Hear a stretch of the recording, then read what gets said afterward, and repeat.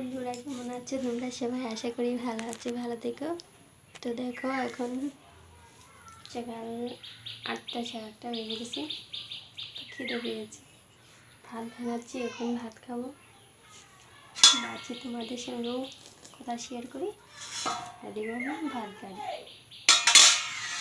বেশি কিছু বানাইনি, আলু সিদ্ধ বেগুন সিদ্ধ ভাত বানিয়েছি, এগুলোই খাবো। আমার শাশুড়ি মা যাবে ঘুরতে,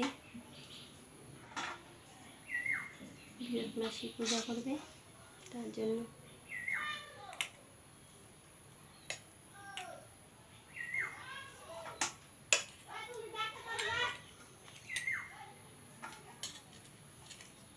তোমরা কে কী করছো আমাকে কমেন্ট করবে, জানিও আমাকে।